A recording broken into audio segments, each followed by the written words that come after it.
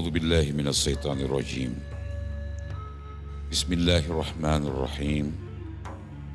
الحمد لله رب العالمين الرحمن الرحيم مالك يوم الدين إياك نعبد وإياك نستعين اهدنا الصراط المستقيم صراط الذين أنعمت عليهم غير المغضوب عليهم ولا الضالين.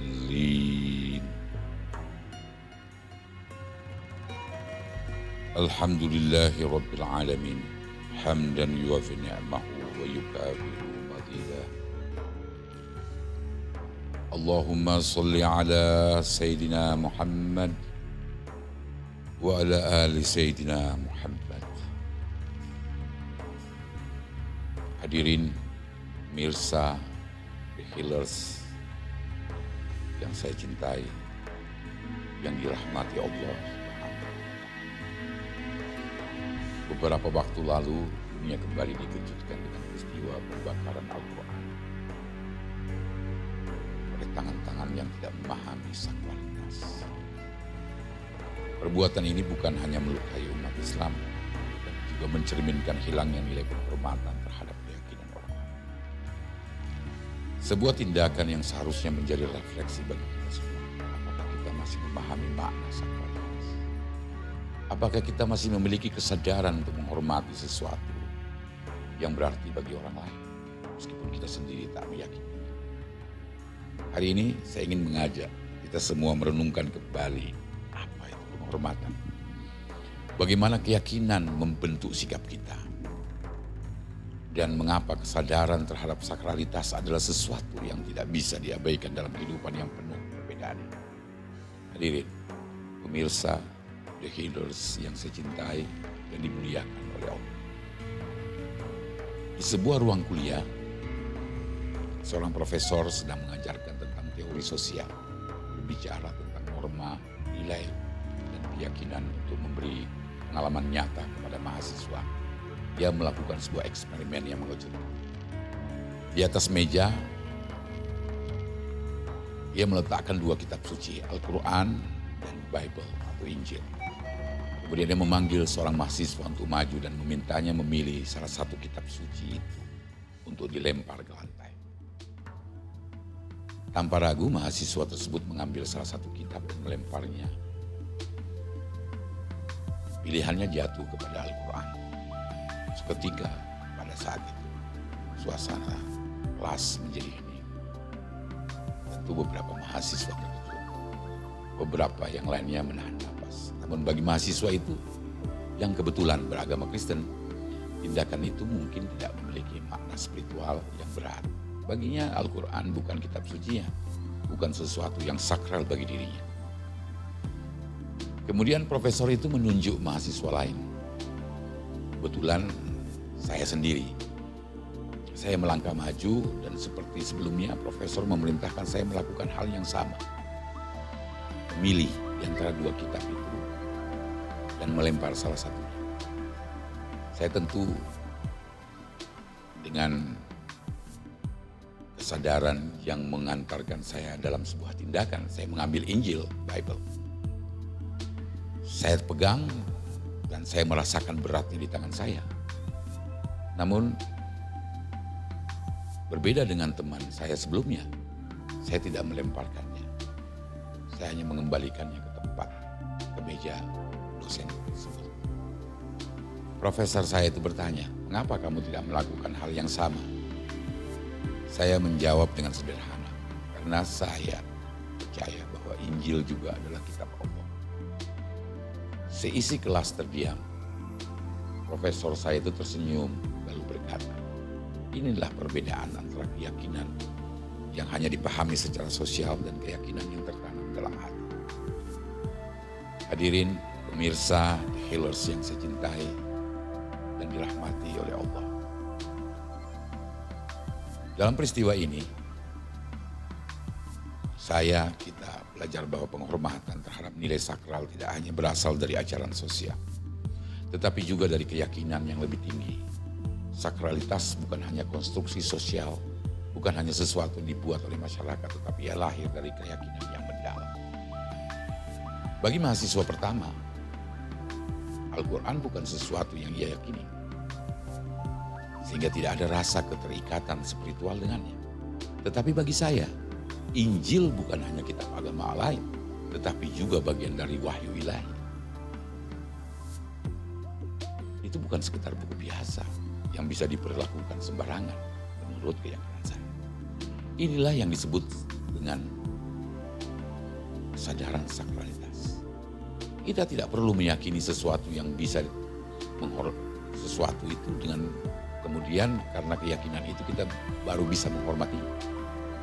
Cukup dengan mengetahui bahwa sesuatu itu memiliki makna yang mendalam bagi orang lain, maka penghormatan akan muncul secara alami. Hadirin pemirsa The Healers yang saya cintai, yang dimuliakan oleh Allah. Hari ini kita hidup di dunia yang penuh dengan perbedaan. Ada perbedaan agama, budaya, pandangan hidup, dan nilai-nilai itu, tapi apakah perbedaan itu membuat kita harus merendahkan yang lain? Tidak. Tidak. Sebaiknya perbedaan itu seharusnya mengajarkan kita untuk lebih memahami, lebih menghargai, dan lebih menghormati. Kita tidak perlu menjadi bagian dari sebuah kepercayaan untuk bisa menghormatinya. Karena di situ kita sadar bahwa ada orang lain yang menghormatinya. Yang bisa jadi itu adalah sahabat kita. Bisa jadi itu adalah teman kita. Bisa jadi itu adalah kerabat kita. Kita tidak perlu meyakini Injil sebagai pedoman hidup untuk bisa memberlakukannya dengan hormat. Tapi kita perlu tahu bahwa kita meyakini bahwa kitab ini adalah kitab suci. Dan bukankah Allah menyebutkan bahwa Al-Quran itu adalah kesempurnaan dari seluruh kitab-kitab Allah yang pernah diturunkan kepada para nabi dan kepada umat-umat yang terdahulu. Kita tidak perlu menjadi seorang Hindu atau Buddha untuk bisa menghormati kitab suci mereka. Sebab penghormatan bukan tentang setuju atau tidak setuju, tetapi menyadari bahwa di balik setiap keyakinan ada hati yang megangnya dengan teguh. Dan ini hadirin sekalian adalah pelajaran besar yang harus kita bawa dalam kehidupan sehari-hari. Ini prinsip Islam. Ini prinsip yang dibawa oleh Rasulullah SAW. Islam melalui Rasulullah telah memberikan teladan yang sangat indah dalam penghormatan terhadap keyakinan orang lain. Dalam berbagai peristiwa beliau tidak pernah merendahkan agama lain.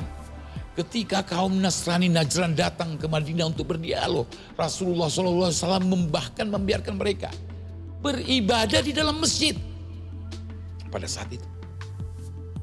Mengapa? Karena beliau ingin menunjukkan bahwa penghormatan sejati lahir dari kesadaran batin, bukan dari ketakutan atau aturan sosial yang dipaksakan.